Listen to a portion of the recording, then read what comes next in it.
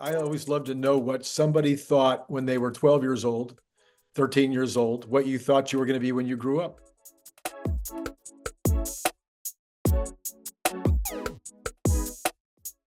Yeah, well, I went through the engineering phase, the rocket engineering phase at that point.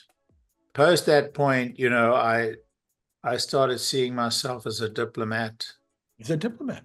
Yeah, I was really interested in, foreign affairs. I saw myself as the potential Secretary of State of the United States. There you go. All right. I was, what inspired me more than anything else was Jack Kennedy, John Kennedy, John F. Kennedy. I learned his inaugural speech off by heart. I can still spout it off today. I was very fortunate to have met him when we were in the United States. I was really, I really participated in that dream that he had. Very focused on international affairs. I'd studied European history, modern European history, and then US history came to me naturally, and so I studied that. So all of that came, was what I was entranced with as a kid. And then in terms of university, what degree did you end up with? And actually, none. I had a terrible problem at school that today it's called ADHD, and couldn't sit still. Yeah. It was a pain. It was very painful. And even though I, did well at school and did well when I came to US high school, I sat for 6 months in Colombia. I said, no, this is not going to happen for me. I also tried in Cape Town, but it just wasn't going to happen. And so I became self-taught. Yeah. Became self-taught, and all my career has been, I can concentrate and exclude everything for hours at a time when I'm pursuing something of interest to me. Yeah. But to follow a course, to sit still in a lecture that I'm not interested in the subject, it's not possible. It's a condition that seems to become less intense as you grow older and older. Okay. But yeah, all my learning has been from books. I have read very deeply on many subjects. I'm not like Elon. I wasn't able to read the whole Encyclopedia Britannica. I'll tell you, as a kid, I gave it a pretty good start. So, did you then end up being employed a few times before you started? No, I was, from the beginning, I ran my own business. I probably have started 20 businesses in my lifetime. Yeah, and 20 companies, and, kind of centered ultimately on IT, and, have really become quite knowledgeable in some areas of IT, written books on it, technical books, not popular books, and several patents, and built several businesses around IT. My business has always been based upon some engineering. So as a kid, I started a recording studio and ran a recording studio for a while, and that was, we built our own equipment. Now, I did have an Ampex deck, tape deck, but we built the electronics for it, and we built our own mixing desk. And so that, that's kind of the way I've done it all my life. And then, it has been a very strong focus of mine, always around technical subjects. I'm not an engineer. I don't pretend to be an engineer, but I'm an extremely good software conceptual engineer. And so have spent a lot of time building software, a lot of companies building software and executing software. And so done that in 3 continents and quite successfully. So what would you consider to be the first real business that you started? I mean, I don't, maybe the recording business was a real business, but No, it wasn't really. I mean, it never made money. okay. All right. So, well, I've had, I've started a bunch of companies and a lot of them did never make any money. So, Yeah, well, we built some big businesses in South Africa. Ultimately, I moved on to England and, in those days you could not take your money out of South Africa. yeah. And so, whatever happened, it was like monopoly money, Right. really. Right. And we moved to England in 1980, and there we had a software company that which tracked container tracking software. Okay.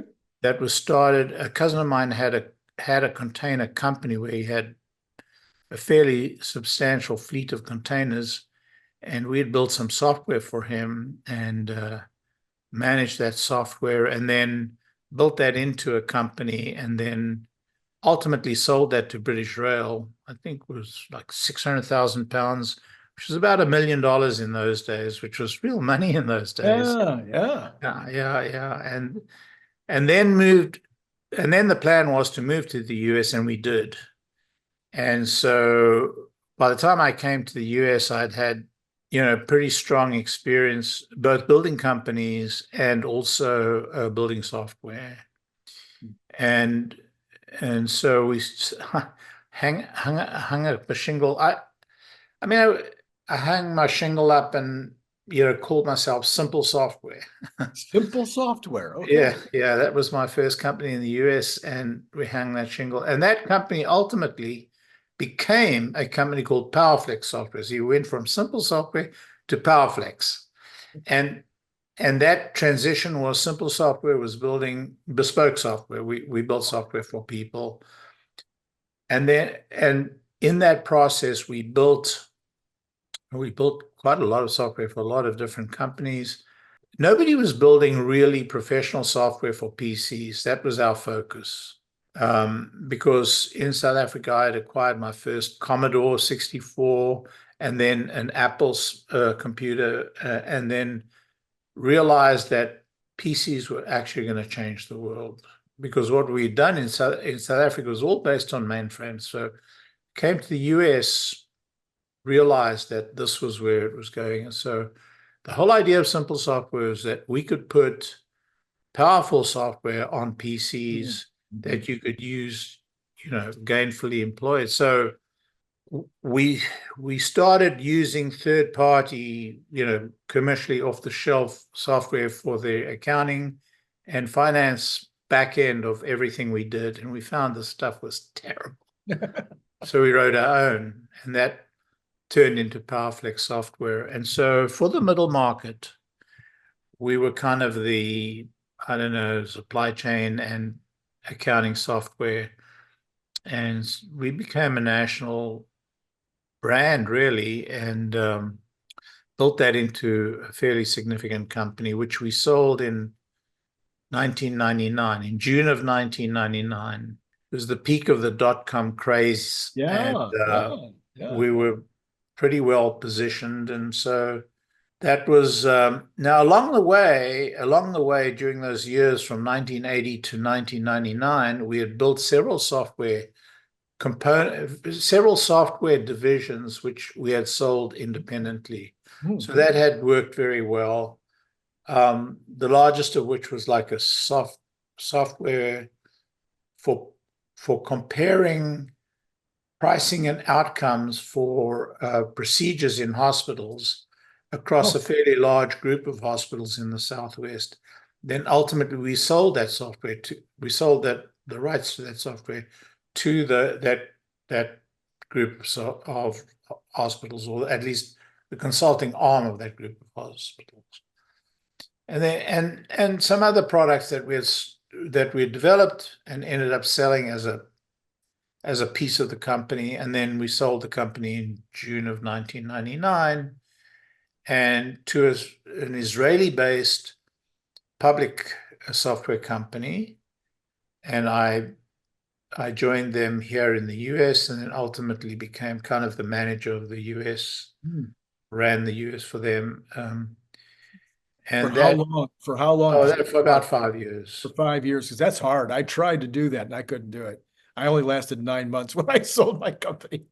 Yeah, I mean, the reason that I stayed is that I formed a really strong relationship with the guy who was running the company at that point, running the US operation at that point. And then he wanted to move on. He had an opportunity to move on.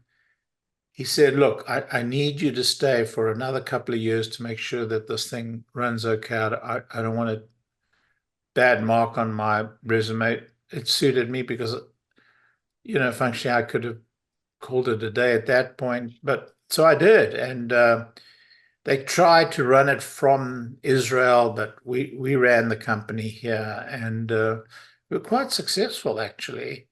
And then I moved on. I retired in 2004, I think. And that was my first retirement, actually. Your first retirement, yeah.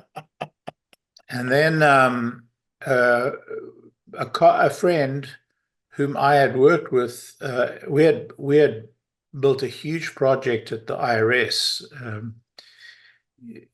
IRS, it's a long story, but we'd built this huge project at the IRS. So you have to go back to my PowerFlex days. The key to PowerFlex was that we could build externally modules that the software didn't have when we sold it to the company, but it would automatically fit into the main branch. So we'd externalize what we called the business logic.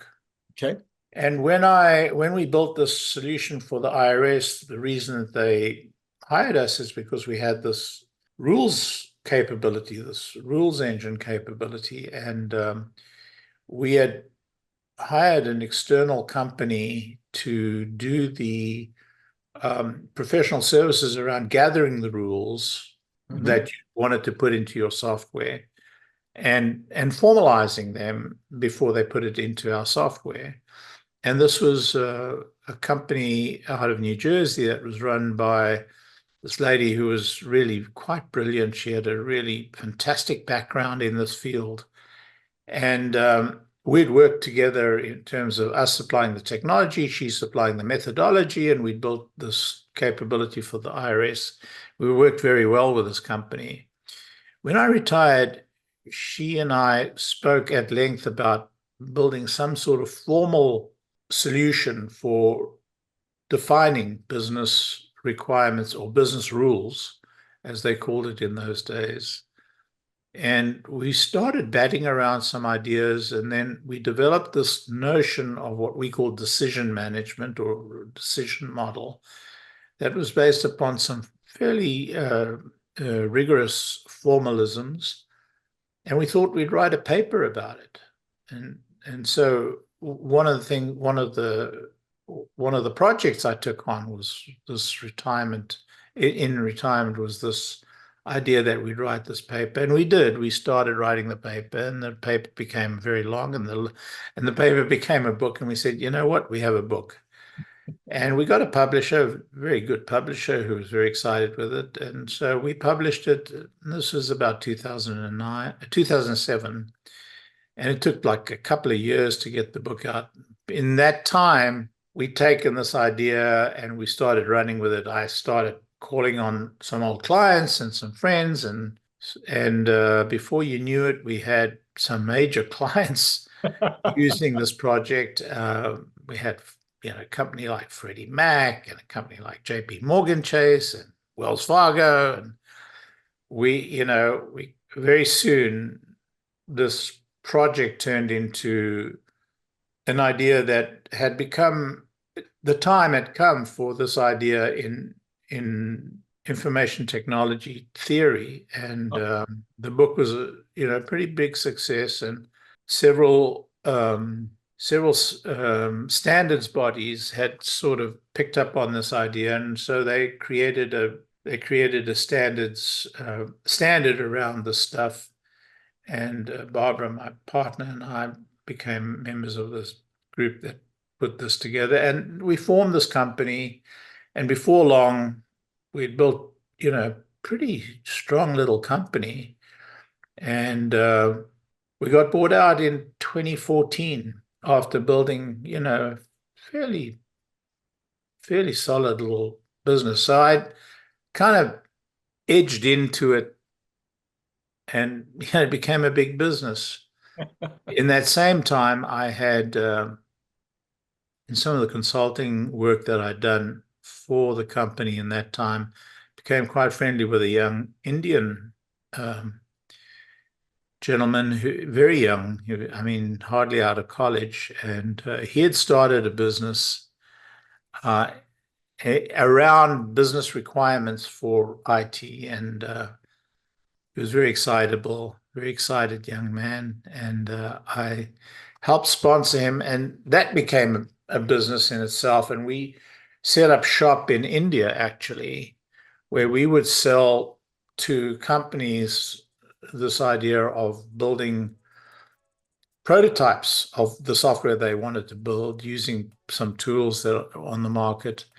And what we would do is we would consult to them during the day, build the stuff in India overnight, and then present it to them. And that became a fairly significant business, which we built up in India. We formed a company in India. So, before I knew it, by 2007, I was in 2 companies running these businesses. And my role was really twofold. One is talking to clients, helping clients sign on, but also at the architectural level, at the conceptual architectural level. And by 2009, I brought my son in to help run the decision company, which we'd built. And he came in, and actually I brought him in to run the Indian company, and we just found the decision company had just taken off. And so we sold that company in India, and we focused on the Indian. So that was the whole story. So by 2014, the decision company had become fairly significant, and I ended up, my partner wanted to retire. She had, this was like her 3rd round. She wanted to retire, and it was time. And so we sold the company in 2014, I think the end of 2014. And I stayed with the company after we sold it. I kept a minority stake in it, and I stayed with it for several years. I think I actually only sold that minority stake at the end of last year. I remember well when you're going. Yeah. But my son is still with the company, and he runs that company today. He runs the company. Okay. Yeah.